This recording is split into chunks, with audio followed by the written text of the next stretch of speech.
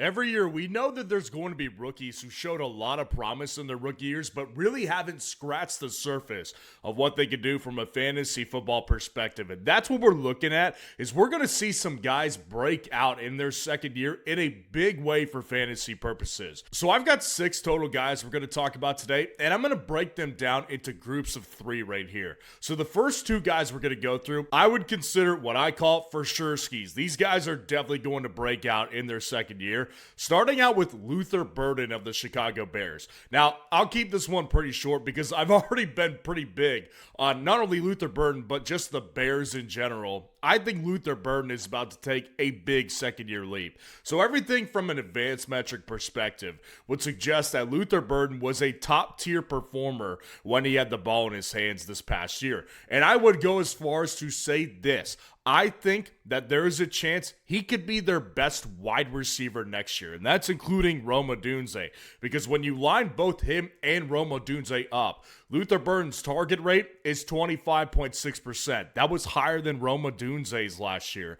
When you look at his yards per route run, Rome Odunze's yards per route run was 1.72 compared to Luther Burden's at 2.79. Now, yards per route run, I think it's a pretty interesting conversation in Dynasty because a lot of people are very obsessed and honed in on this stat at all times.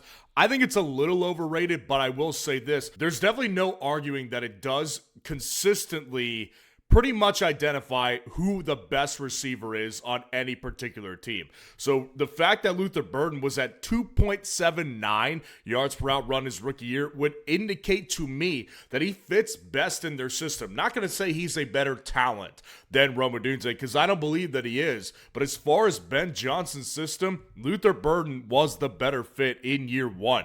And Caleb's passer rating, I think, is a very important kind of distinction to make from wide receiver to wide receiver in that offense, because it shows Caleb's comfortability level with each of those wide receivers. When you look at Caleb's passer rating with Luther Burden, it was 123.1, and that was also higher than Rome Odunze's. So I think for me, when you look at this offense and the way things have been set up, it's either Caleb prefers Luther Burden or Ben Johnson prefers Luther Burden. Either way, those 2 guys are going to be there long term. So I would definitely hedge my bet on the fact that Luther Burden will be at least their important wide receiver 2 moving forward, with the potential being their wide receiver 1. Because the other thing you have to factor in, he's a Ben Johnson guy. This was Ben Johnson's 2nd draft pick as an NFL head coach. So you know Ben Johnson wants to be a large part of this offense. And I would expect them this offseason to either trade DJ Moore or Rome Odunze. Now, of course, from my perspective, and I think from a lot of people's perspective, you'd rather see them trade DJ Moore. But considering the guy's contract, considering his age, considering the level of play, I don't think they're as likely to trade him because I don't know how many teams want to take on that contract. Rome Odunze, the reason I think there's a chance they trade him is because he has tons more value across the league than a guy like DJ Moore. Either way, I think it's going to look different next year, and I think that opens up a massive route for Luther Burden to have a great second-year breakout. Now, the next guy I want to go through here is also a for sure ski, and I'm really big on Jackson Dart in year 2 for a massive breakout. So we all know that he was one of the bigger revelations of the 2025 season. If you look at him compared to all of the other quarterbacks and all the other rookies who were just, playing in their rookie season, I would say he was definitely one of the best performers from a fantasy perspective. He averaged 17.6 fantasy points per game. Now, the other thing that I found really interesting about Jackson Dart when I was kind of going through his entire rookie season was when Dan Quinn, I don't remember what week it was, but he called him a running back first. Now, that was an interesting comment because he took offense to that comment, as you would imagine many quarterbacks would. But the other thing about that was, come to find out, that wasn't the first time that a coach has called him a quarterback first. Dating back to college, they used to say that as well. And when you kind of look under the hood, it wasn't that he was a bad passer, but he was on the lower end of yards per attempt at 6.7. Now, this stat is not everything. I just think that it definitely shows a little bit of a quarterback's comfortability as far as throwing the ball down the field. And being at 6.7 yards per attempt shows that he really wasn't super comfortable throwing the ball down the field that much. I'm not saying ever. I'm just saying he was on the lower end of yards per attempt throughout the entire league of starting quarterbacks. His true passer rating as well was 92.2. And while that may sound okay, that was actually 28th amongst quarterbacks. So I do kind of see where these coaches are getting at, hey, listen, this is kind of a running back first, not a quarterback first. Because whereas his rushing numbers, they were all atop the league. So I do understand where these coaches are coming from. So how do you correct that moving forward, right? Well, there's so many things that are coming to Jackson Dart's aid in his year 2 campaign. And number one is that John Harbaugh is coming to town. Now, I know this as a Steelers fan. I totally get the Ravens fans' perspective of wanting a fresh start, right? I totally understand that. However, John Harbaugh is a very good coach who's very well established and just 2 years ago took the Baltimore Ravens to the AFC Championship game. The guy knows what he's doing. And that's exactly what the Giants needed to get themselves on the right path, was an alpha to come in and fix the culture. So that's exactly what he's doing. And the other problem is that you could kind of identify with Harbaugh. Well, he's not really a scheme guy. That's not really John Harbaugh's thing. He's more of a CEO head coach. I agree with you. But the good thing is that he gets the right ones to fill those gaps that he has as a scheme guy. And that leads me to number 2 on Jackson Dart's side, which is Todd Monken, possibly coming to town. We don't know as of the time of this filming if he is going to be a New York Giants offensive coordinator, but we do have a strong inkling, because the only other thing that really makes sense is if he gets and wants to take the Cleveland job, because no other coach seems to want to take that head coaching job, but apparently he is interested. So he may end up doing that and not coming to New York. But as of right now, all signs point to the New York Giants getting him as their offensive coordinator. And much like it was with John Harbaugh, right? I understand as a Steelers fan who wanted Tomlin gone for probably a decade now, I get it. Wanting to have a change when you're a Ravens fan or a Lamar fan from Todd Monken, because it feels like it went stale there. But again, Todd Monken is a very good offensive coordinator. Lamar had his MVP, one of his MVP years with Todd Monken, and I would say he played his best years as a passer under Todd Monken. So that is exactly what Jackson Dart needs, because Jackson Dart, not saying he's Lamar as far as athleticism goes, but I would say that his strength usually in his rookie year was more towards the running side rather than the passing side. That's why you bring in a guy like Todd Monken to aid and put Jackson Dart in the best positions possible for him to maximize his strengths. And that's what I expect Todd Monken will ultimately do if he gets his hands on Jackson Dart.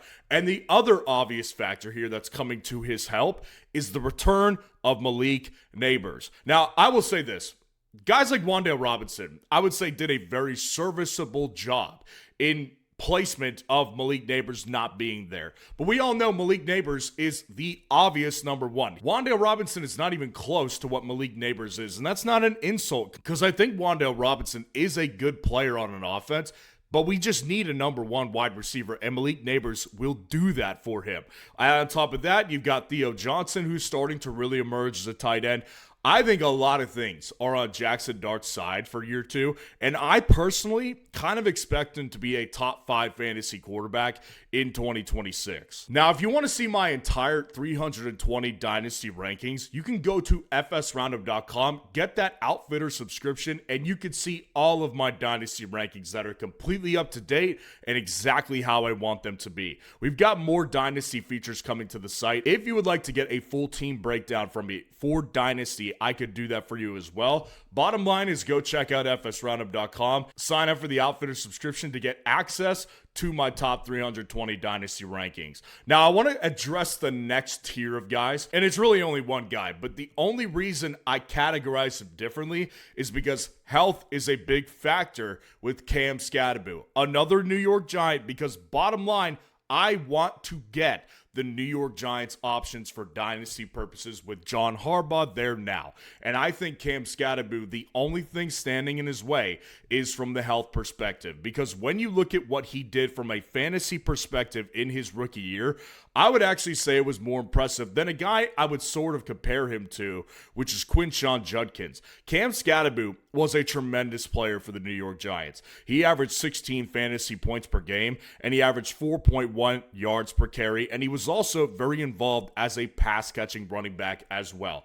And I think when you line him up between him and Tyrone Tracy, there's just no question that he brought more juice to that offense when Cam Skattebo was out there than Tyrone Tracy did with him. So I would say ultimately they're going to lean more towards Cam Skattebo than they will Quinshon Judkins. So realistically, I think Cam Skattebo, with a new offensive coordinator, particularly if it is Todd Monken, I like the direction that he heads into in year 2 as well. And ultimately, what they're doing with the offensive line will translate a lot to what kind of leap Cam Skattebo can take this next year, but I do think that their head coaching staff, their offensive coaching staff is heading in the right direction, and ultimately I think I'd rather just take a shot on Cam Skattebo with that coaching staff more than I want to take a shot on a guy, again, like Quinshon Judkins. Now, the next tier of guys that I want to go through here, I would consider these types of guys as intriguing. And I think that the first guy I want to start with is Trey Harris of the Los Angeles Chargers.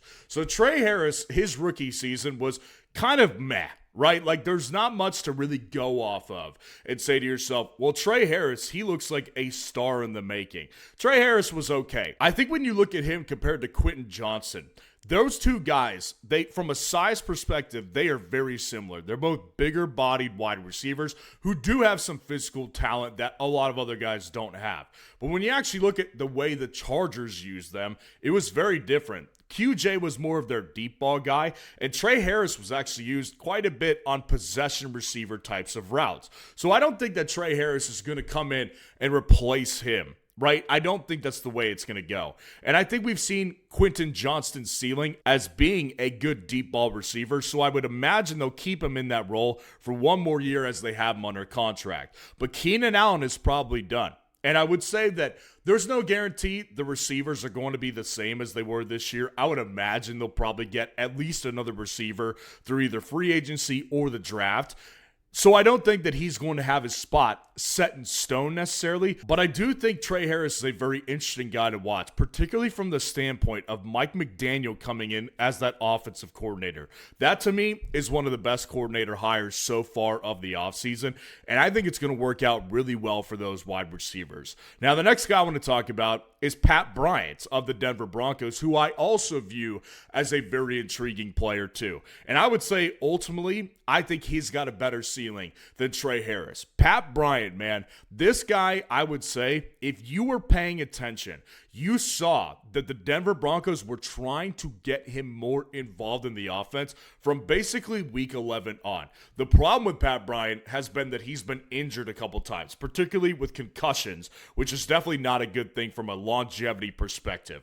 But I think when you look at what he did on the field for them, he was sort of becoming their new number 2 over Troy Franklin, who was better long season. But I think when you look at those last several weeks of the season and you isolate particularly that playoff game before Pat Bryant went down on the first drive against the Buffalo Bills, he was their leading receiver even over Cortland Sutton. And this was a guy who was a Sean Payton favorite from the get-go. Remember when Sean Payton said, yeah, he's got some similar traits to a guy like Michael Thomas. That's an impressive thing for Pat Bryant, and that's a reason I really want to watch Pat Bryant in year 2, and I think there's a really good chance that he does have a breakout year in year 2. And the last guy I'll talk about here, I think of Matthew Golden as a very overrated player. And that's something I discussed last year. There was a video I did which kind of discussed the trap that people fall into when a wide receiver runs a really fast 40 time. And as you know, Matthew Golden was a very fast 40 time guy. I've always thought of him as overrated, but this year was kind of proving my point, right? Because it was so underwhelming. The Green Bay Packers, they have a collection of good wide receivers, but none of them are great. They don't have a guy. So a lot of people just kind of thought Matthew Golden, first round draft pick, they haven't used the first rounder on a wide receiver in forever. He'll step in as that number one. That obviously did not happen. All that is to say, I think it's very intriguing to keep an eye on Matthew Golden because their wide receiver room, they're about to go through some major changes. First of all, Romeo Doubs is a free agent. So he is either going to get signed back, meaning that a lot of those other receivers won't get signed back next year, or if they see the development with Matthew Golden, that's when I think I would believe they'll probably let Romeo Doubs walk. And then the other three guys are on the last year of their deal. Jaden Reed, Dontavian Wicks, and Christian Watson. They're under contract for 2026, and that's it. So they're going to see a lot of changes over the next 2 years at that wide receiver position. So in my opinion, I would bet that Matthew Golden probably heads into the offseason as a focal point for their offense. Now, whether or not he impresses the team through training camp, through OTAs, through his work in the offseason, enough to stay on the field during the season is a different story. We don't know if that's going to happen, but I do believe they'll enter this offseason with a plan to make Matthew Golden very important, which to me is a very important thing to keep an eye on. So let me know who your year 2 breakout is in Dynasty Fantasy Football. And if you want to see me re-rank the entire 2025 Dynasty rookie class, click on this video right here.